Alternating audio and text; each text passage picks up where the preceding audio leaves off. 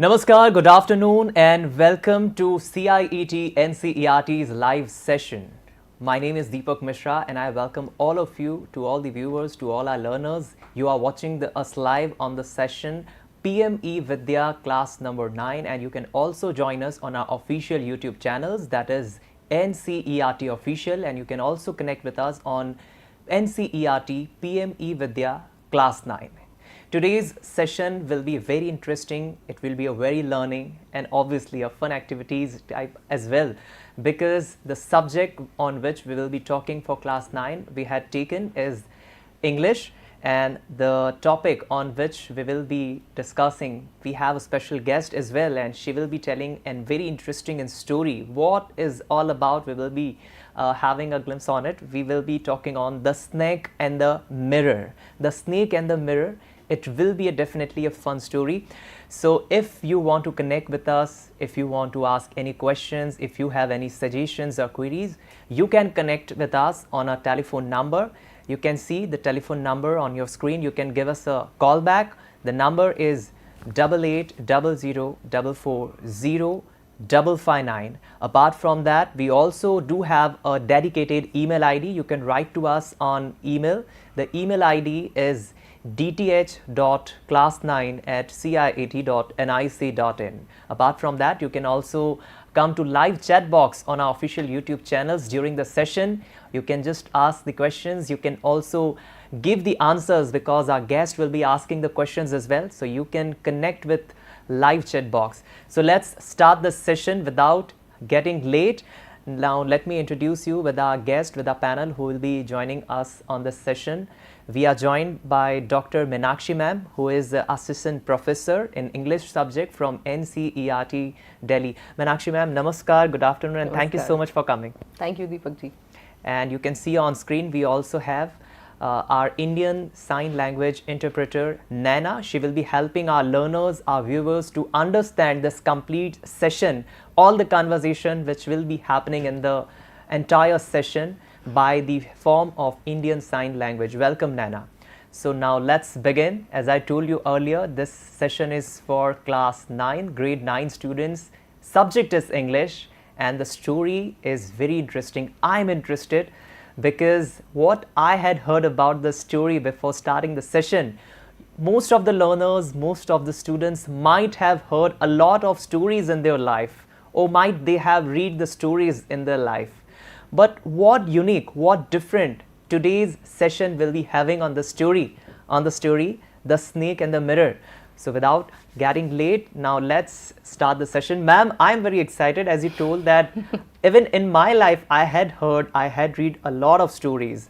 But what unique, what will be the method, and what completely different thing we will be doing in this session? Okay, so first of all, Deepak ji, I'm very thrilled to see the energy and the inquisitiveness in you right now, and that actually is going to be there in our students also. So this story as such we are going to discuss today is about the snake and the mirror, and the story is in a humorous tone. So you know, humor is very important for life because it makes your life jollyful, it makes your perspective in a different tone, right? Exactly. So here our author, Vaikom Muhammad Bashir, he is a very renowned author, and he has presented his creativity in different forms. So what all about the story we'll be exploring through this presentation, and let me introduce you with the writer. This work, The Snake and the Mirror, written by Vaikom Muhammad Bashir, was basically a Malayalam write-up, and it was translated by V. Abdullah in English.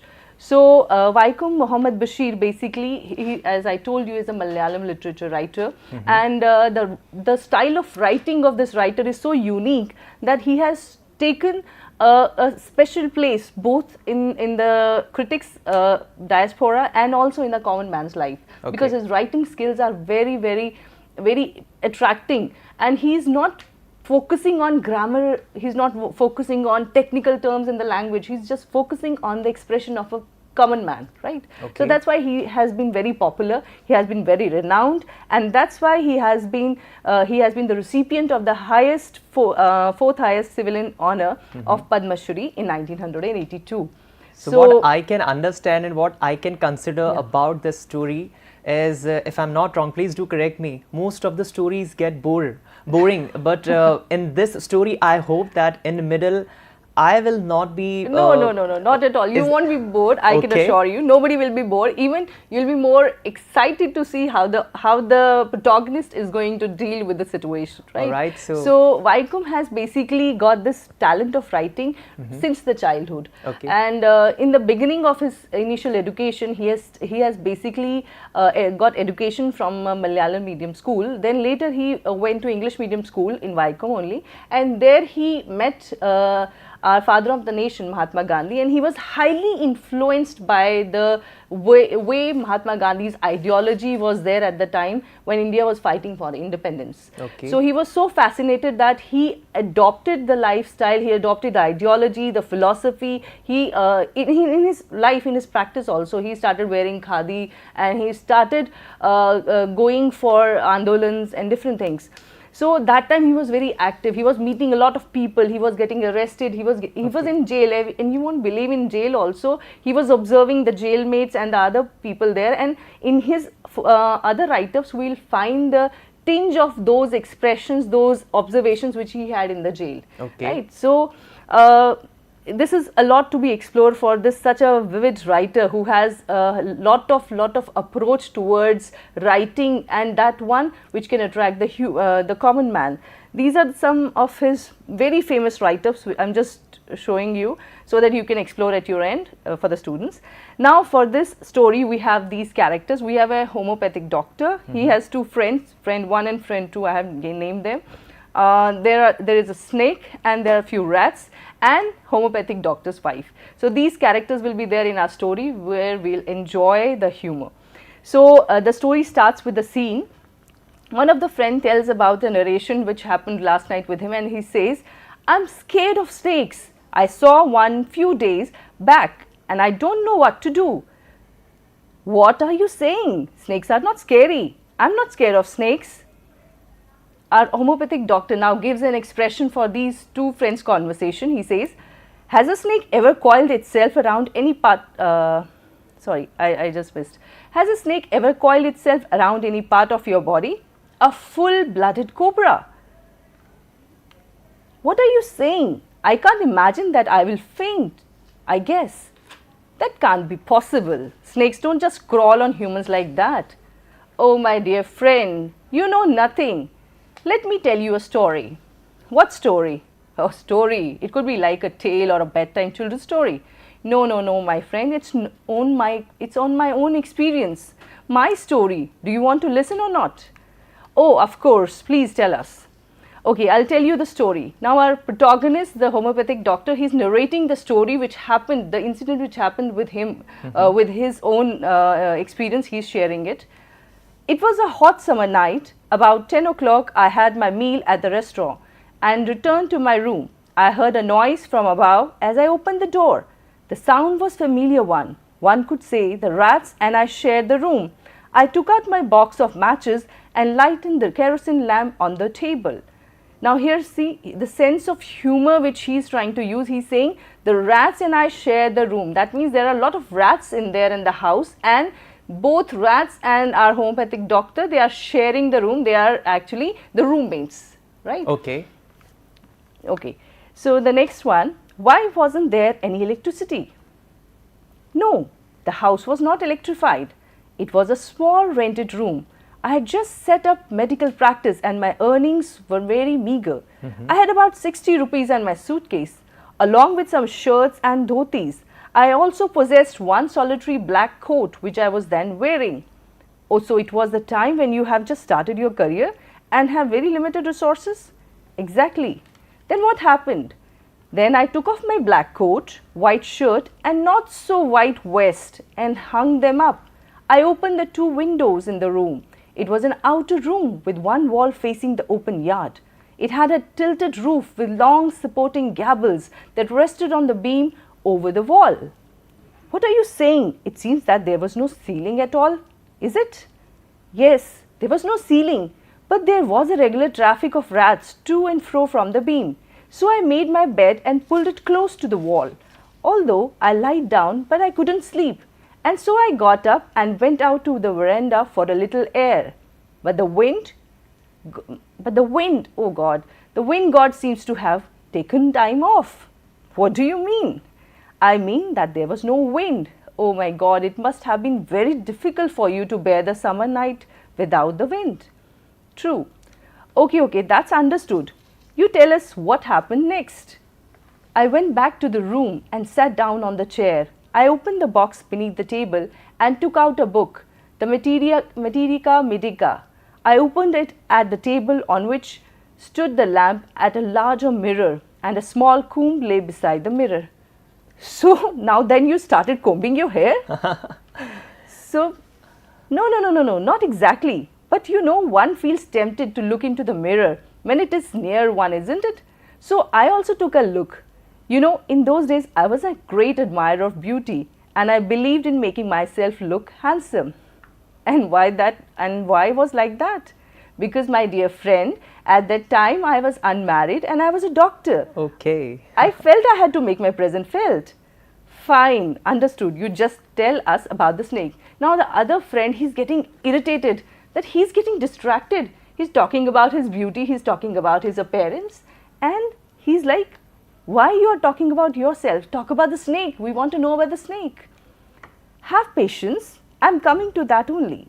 Then I picked up the comb and ran it through my hair and adjusted the parting so that it looked straight and neat. Again, I heard that sound from above. What was there? I took a close look at my face in the mirror. I made an important decision. I would shave daily and grow a thin moustache to look more handsome. I was after all a bachelor and a doctor. I looked into the mirror and smiled. It was an attractive smile. I made another earth-shaking decision. What decision now? That I would always keep that attractive smile on my face to look more handsome. I was after all a bachelor and a doctor too on top of it. Again came that noise from above. Oh God, you were so obsessed that time. You were so busy in admiring yourself that you didn't bother to look and understand what the sound was about. Yes, but finally I got up, paced up and down the room. Then another lovely thought struck me. I would marry. I would get married to a woman doctor who had plenty of money and a good medical practice. She has to be fat for a valid reason. What was wrong with you that time? Yes, you got distracted so easily from the issue at hand. And who thinks to have a fat wife? Why? Yes, I know, as I shared earlier, that I was a young, unmarried, a newly appointed doctor. I was at cloud 9 and I surely did not want to have did want to have a wife, because a fat wife especially, because if I made some silly mistake and needed to run away, she would not be able to run after me and catch me. See the sense of humor? With such thoughts in my mind, I resumed my seat in the chair in front of the table. There were no more sounds from above. Suddenly, there came a dull thud, as if a rubber tube had fallen into the ground. Surely nothing to worry about. Even so, I thought I would turn around and take a look. No sooner had I turned than a fat snake wriggled over the back of the chair and landed on my shoulder. The snake's landing on me and my turning were simultaneously. Oh my God, you must have been scared to death. Yes, I was. I didn't jump. I didn't tremble. I didn't cry out. There was no time to do any such thing. The snake slithered along my shoulder and coiled around my left arm above the elbow. The hood was spread out and its head was hardly 3 or 4 inches from my face. You must be holding your breath that time. It would not be correct to say merely that I sat there holding my breath, my dear friend. I was turned to stone, but my mind was very active. The door opened into darkness. The room was surrounded by darkness. In the light of the lamp, I sat there like a stone image in the flesh. I felt then the great presence of the creator of this world and this universe. God was there. Suppose I said something and he did not like it. I tried in my imagination to write in bright letters outside my little heart the words, "Oh God." Oh my God, please tell me, it's all true. Didn't you moved a bit? Wasn't it painful to have a snake coiled around your elbow? It's all true, my dear friend. And there was some pain in my left arm. It was as if a thick leaden rod, not a rod made of molten fire, was slowly but powerfully crushing my arm. The arm was beginning to be drained of all strength. Then what did you do? What could I do? At my slightest moment, the snake would strike me. Death lurked 4 inches away. Suppose it struck, what was the medicine I was supposed to take? There was no medicines in the room, you know. I was very poor, foolish and a stupid doctor. I forgot my danger and smiled feebly at myself. How did you finally get rid of the snake? It seems as if God appreciated my patience. The snake turned its head, it looked into the mirror and saw its reflection. I do not claim that it was the first snake that has ever looked into the mirror, you know, but it was certain that the snake was looking into the mirror. Was it admiring its own beauty? Was it trying to make an important decision about growing a moustache or using an eyeshadow and a mascara or wearing a vermilion spot on his forehead? Don't tell me snakes also got distracted by the mirror just like you? You don't leave a single opportunity to make fun of me, isn't it? Although it doesn't seem like the snake was distracted by the mirror.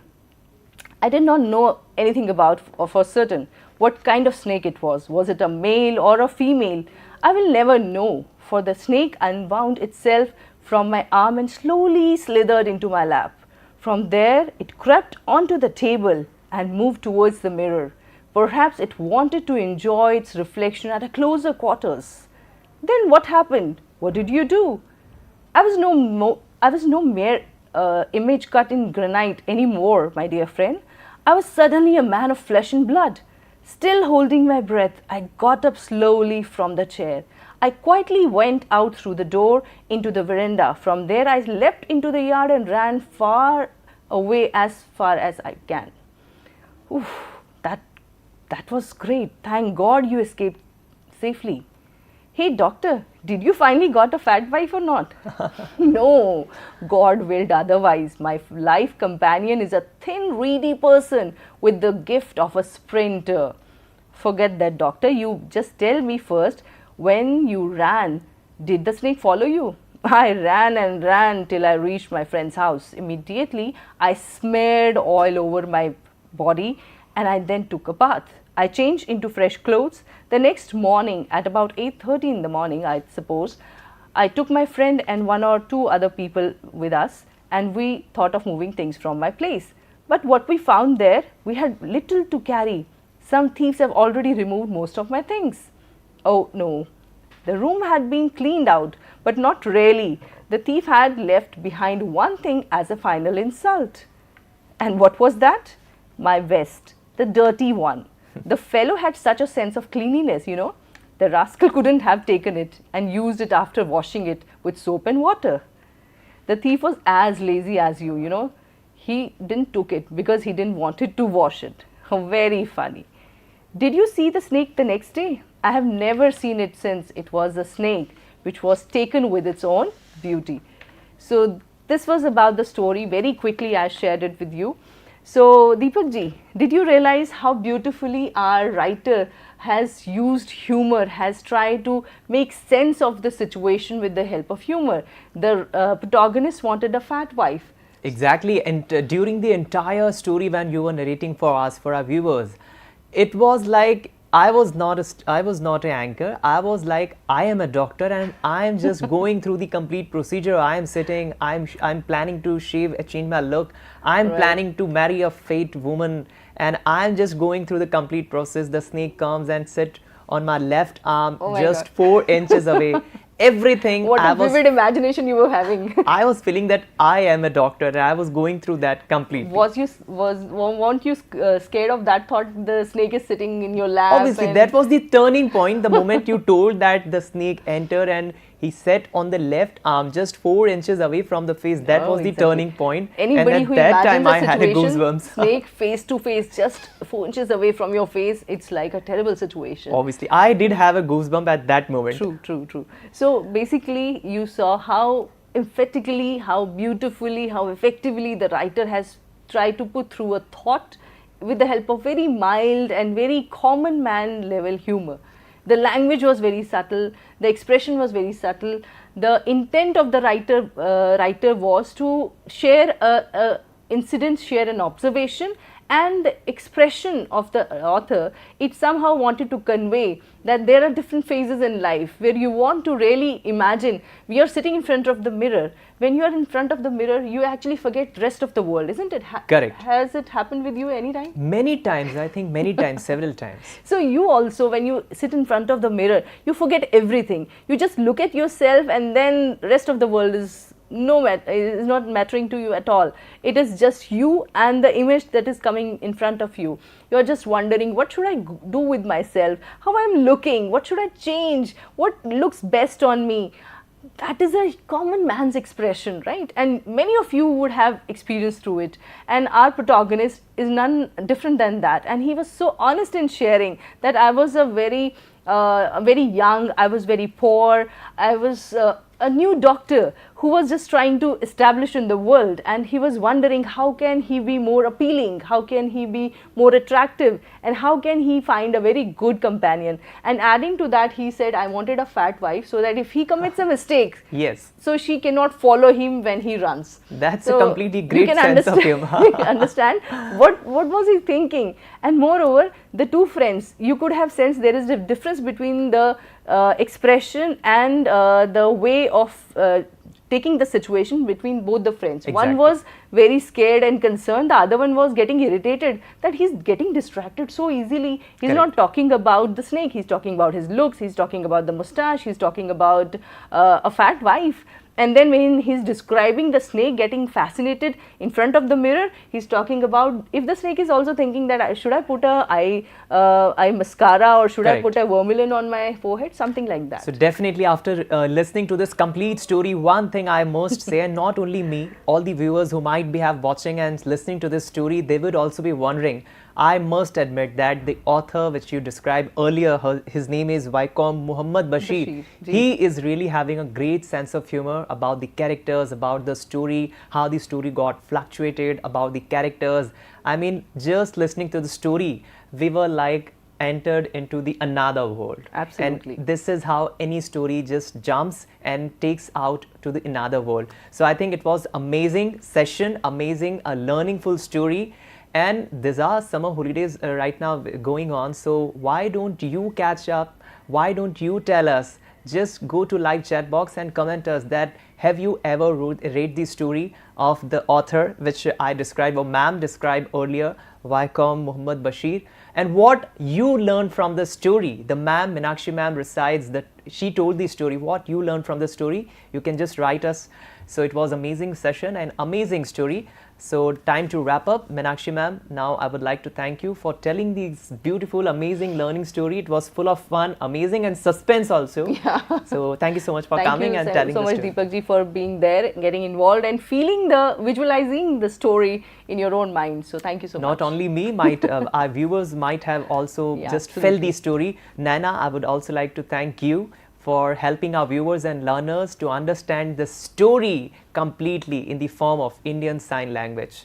So before wrapping the session, important announcement for the students of class 4 and 7 that now you can go and purchase the textbook of class 4 and 7 on Amazon, Flipkart and also on NCERT's official website. So time for me to go, but let's have a quick look on the upcoming sessions which you will be watching today. You will be watching at 3 p.m. an important session on mathematics, then there will be a social science, and after that at the very last 5 p.m. you will be watching a special session on Sahyog. So 5:30 there is also another special session, and you can just go ahead and look the session there as well at 5:30. So this is me, Deepak Mishra, commenting you and promising you that I'll be back once again with another session and with another topic, another guest. So till the time, take care of yourself very good and keep learning, keep teaching, keep happy, keep smiling, and do keep watching PME Vidya channels. Namaskar.